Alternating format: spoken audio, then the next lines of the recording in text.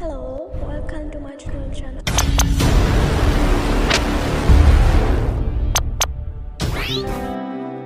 Please subscribe. Thank you.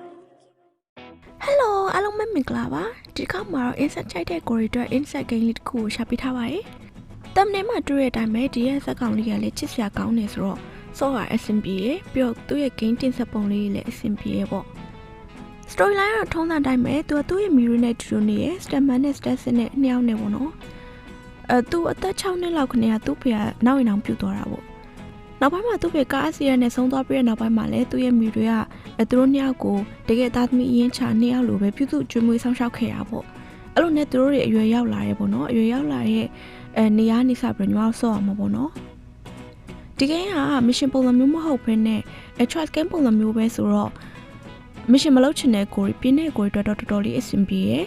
ပြီးတော့ business novel ပုံစံမျိုးလေးပေါ့နော်နောက်ကျတော့ညီမထင်တာကဒီကိန်းပုံစံလေးကအပြင်ဆက်တီမပါဘဲနဲ့ home ဆက်တီလောက်ပဲချလိုက်မယ်ထင်တယ်ပေါ့နော်တကယ်လို့ပါခဲ့မယ်ဆိုလို့ရှင်လဲ shopping mall တို့ဘာလို့လောက်ပဲပါမယ်ထင်တယ်နောက်တစ်ခါကျတော့သူ့ရဲ့ပုံထဲမှာပြထားတာကောင်မလေး3ယောက်ပေါ့နော်ဒါပေမဲ့လောလောဆယ်အခုဘာရှင်ဒီမွန်ဘာရှင်မှာကောင်မလေး2ယောက်ပဲပါတည်ရပြောခဲ့တဲ့အတိုင်းပဲ stepmother နဲ့ stepsister နဲ့2ယောက်ပဲပါတယ်ပေါ့နော်နောက်တစ်ယောက်ကတော့နောက် update တင်မှာဘယ်လိုပုံစံမျိုးနဲ့ပါလာမလဲတော့မသိဘူးပေါ့ဒီမှာကြိုက်ဆုံးကသူ့ရဲ့ scene ပဲသူ့ရဲ့ scene ကလုံးဝကို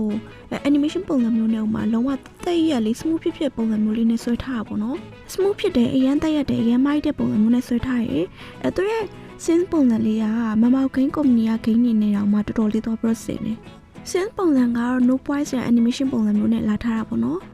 လောလောဆယ်အခုပါရှင်မှာတော့ absent တစ်ခုပဲပါလာပါသေးတယ်နောက် update တွေမှာဘယ်လို scene တွေပါလာမလဲဆိုတာညီမတို့ဆက်ပြီးတော့ကြည့်ရမှာပေါ့ဒီ version မှာလောလောဆယ် absent ကသူ့ရဲ့ stat scene နဲ့ပေါ့ပြောခဲ့တဲ့အတိုင်းပဲဒီ version လေးဆိုတော့အများကြီးတော့မပါသေးပါဘူး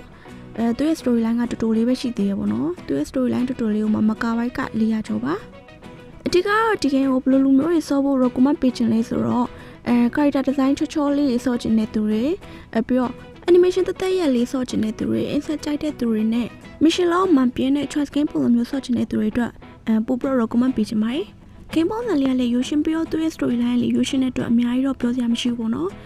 ဒီ game လေးရဲ့ review နဲ့သူ့ရဲ့ storyline လေးကတော့ဒီလောက်ပါပဲရှင်အားလုံးပဲသဘောကျမယ်လို့ထင်ပါတယ်ဒီ game နဲ့ပတ်သက်ပြီးတော့ညီမပြောဖို့ကြံနေရလေးရှိခဲ့ရင်ဒါမှမဟုတ်မေးချင်တာလေးရှိလို့ရှင်လဲ comment မှာမိထားခဲ့လို့ရပါတယ်အားလုံးပဲ see you ပါရှင်ညီမတို့နောက်ဗီဒီယိုမှာပြန်ပြီးတော့တွေ့ကြအောင်မယ်နော်